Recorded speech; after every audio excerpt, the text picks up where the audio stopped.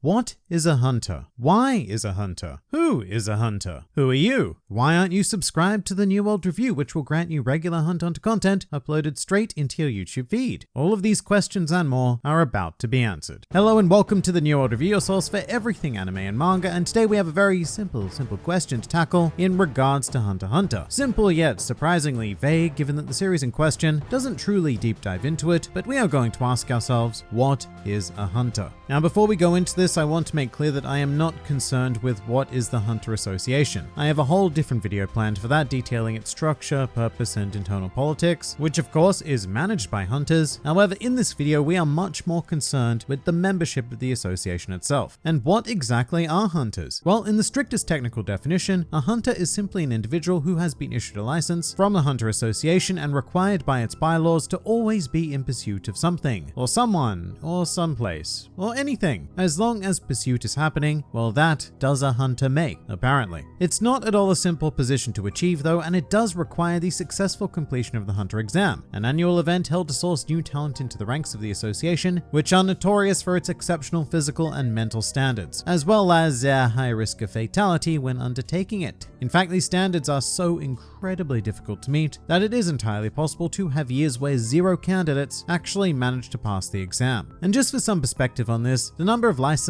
hunters in this series totaled just over 600 at the conclusion of the 13th chairman election arc. However, this number is judged purely by valid vote totals and does not account for the hunters who did not participate in the election, like say Ilimi Zoldyck for example. However, this is still an extraordinarily low number in comparison to the world at large. I mean, for example, the nation of East Gorto alone had at least 5 million residents, and that is far from a densely populated area of the world like York New City, so hunters are pretty incredibly rare. I would estimate that there are at most a few thousand of them in the world. But once this grueling marathon of an exam has been completed, candidates are then issued with a shiny hunter license, the mere possession of which grants its wielder unparalleled freedom within this world. For example, a license holder is able to access 95% of first-class public transport at no cost, as well as granted immediate access to 90% of the human-known world, provided with an online facility to gather or sell intelligence, and they are also granted what is effectively legal immunity from the act of murder. So it is quite literally a license to kill, although there are circumstances where consequences for murder will be invoked, just not by the various legal systems around the world. Instead, it would be done by a disciplinary committee of the association itself, and it's usually only invoked when a hunter targets a fellow hunter. Now finally, even after having been issued a license, this is a provisional act, and a hunter will not be fully recognized until they have mastered the basic principles of Nen, a super secret art form that focuses on harnessing and deploying life energy, also known as aura. So with all of that in mind, I suppose you could say that the basic idea of a hunter is an individual granted easy access to the world with diplomatic immunity for their actions and equipped with superhuman abilities for the purpose of completing their task, whatever that is. So I suppose in a way you could say that hunters are select individuals whose talents are recognized and then cultivated, in theory for the benefit of mankind. I say in theory because at the same time, a hunter's goal can directly contribute to the decline of humanity, so as much as hunters are highly revered in this world, there is also good reason to fear them as well. But exactly what hunters are in pursuit of is going to make up the bulk of this video, because there are a lot, and I mean a lot, of different subgenres of hunting, some of which are very common niche professions to delve into, whilst others exist seemingly only to characterize one individual. But starting here at the very lowest ranks, we have rookie hunters. Now this branch is the only type of hunter that exists as an exception to the first association bylaw, because rookies do not actively need to be in pursuit of something, although they often are. For example, Gon is a rookie hunter, and he spent the large majority of the series in search of his father Jing, and according to association standards, that would be perfectly acceptable. On the other hand, we have Killua, who is a rookie hunter as well, but he does not spend his time in the series pursuing anything in particular. I mean, you could probably say something wanky about how, oh, he's just trying to find himself, which I'm pretty sure I have said in a previous video, but it doesn't quite fulfill association criteria. And then Leorio is also classified as a rookie hunter because he's put that entire career on hold to study medicine. But basically, a rookie hunter is a licensed individual who lacks an area of specialty, although most hunters would not spend too long in this stage, as it is highly uncommon for a candidate to actually pass the exam without an extreme drive in some form. So in regards to some specialties, by far the most common profession we've seen in the series is that of a blacklist hunter, and depending on what translation you've seen or read, these individuals are also referred to as bounty hunters, which as the name implies mean they generally spend their time tracking down wanted criminals. And the best example we would have of a blacklist hunter is of course Kurapika, who who effectively dedicated his life to bringing justice to the Phantom Troop, which represent an entire band of Class A bounties. However, as part of his ongoing quest to recover the Scarlet Eyes of his clan, Kurapika also shifts his focus to the entirety of the body part collector's black market. And here he may not necessarily be hunting figures technically classified as criminals, but those who are still blatantly involved in illegal activities. Another famous blacklist hunter would be Sayu, though, a member of the Zodiacs, and his particular abilities are very well suited for this task, given that he can deprive targets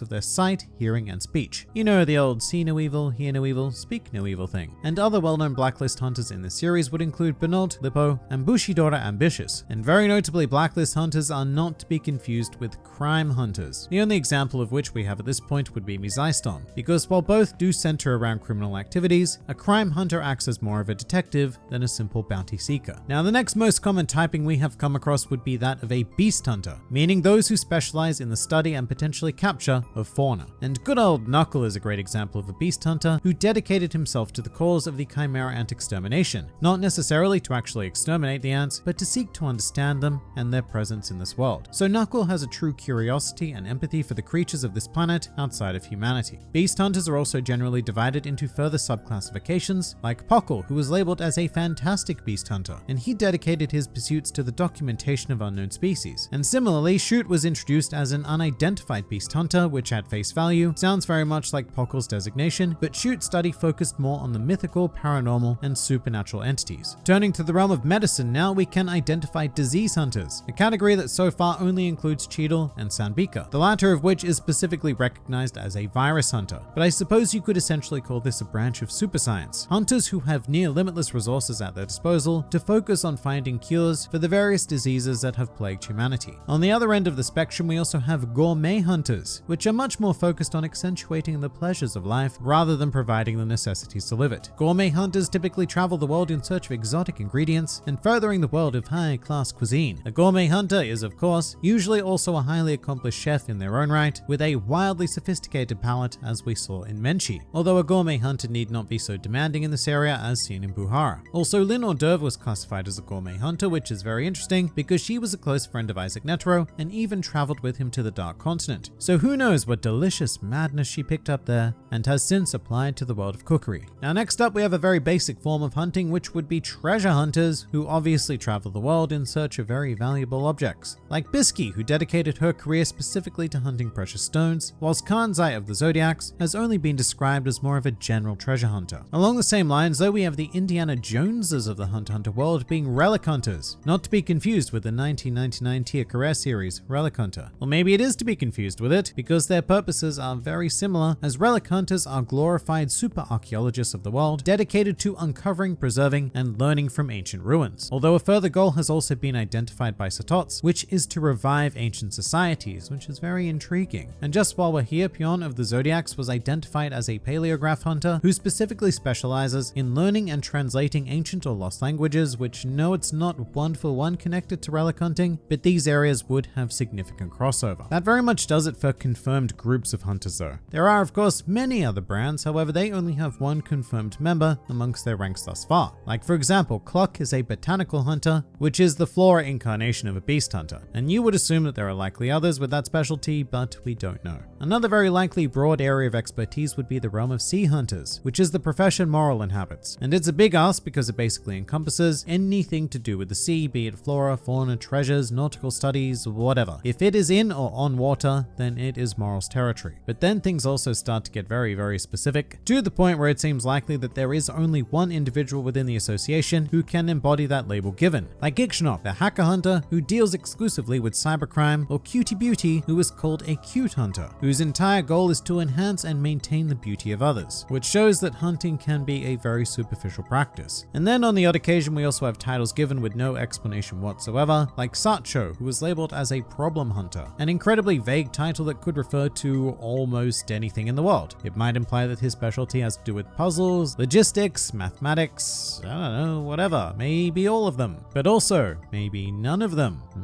In more recent years though, two other very broad categories of hunters have popped up in the series, the first of which are provisional hunters. Now this is not the same as holding provisional status after completing the exam in order to begin Nen training. No, these provisional hunters were temporarily licensed for the purpose of the Dark Continent expedition, and they were specifically designated to the personnel of the Karkin princes. Furthermore, they did not require any knowledge, much less mastery of Nen to achieve this status, although many of them do have a background in the art form regardless, like Data, who guards 4th Prince Haraidnik. And currently there are roughly 150 personnel who have been granted the status of provisional hunter. In addition to this, another branch that was brought to our attention is that of temp hunters, which are probably best described as individuals subcontracted by the association. Although in stark contrast to the new brand of aforementioned provisional hunters, temp hunters do have an extensive background in Nen, and they can very much come to rival professional hunters in terms of skill. However, they are not professionally licensed, and I suppose they act as more of associates of the organization, or in more capitalistic terms, they would be the casual workers of this business enterprise. And despite the fact that there are approximately 200 temp hunters in existence, the only ones that we've been exposed to were those present as part of Beyond Netero's sneaky expedition team. And these figures were assumedly handpicked by Pariston Hill for their very specific specialties and seen as an essential element for survival on the Dark Continent. But despite their fearsome nature, there is of course a stigma attached to being a temp hunter, and the very existence of this level is often mocked by fully licensed hunters. But having said all of this, the very sad fact of Hunter x Hunter is that the large majority of hunters we've met in the series are completely unclassified in terms of their exact profession. Even some surprising figures like Kite, whose research we became a direct part of, have no official label as of yet, or even the former chairman himself, Isaac Netero. We never actually found out what his specialty field was. And of course, this also includes licensed hunters who have completed the exam simply for the convenience that the license granted them. Like I mentioned Dilamy earlier, but Hisoka also comes under this umbrella. And they are figures who very much go on to undermine the broad goal of the association at large, and for all intents and purposes are completely encouraged to do so, because that's what hunters do. They encourage excellence, and excellence is not always a good thing. But that is kind of it for hunters. It's hard to believe that we have so much information regarding them, and yet it's so vague and disconnected at the same time. I mean, in the end, a hunter is probably described as a world-class professional, given the resources and skills they need to further a particular cause, whatever that may be. And generally, yeah, that does lead to great benefits to humanity, but it can also be a purely selfish pursuit, and in the worst case scenario, you are giving individuals near limitless resources to directly undermine society.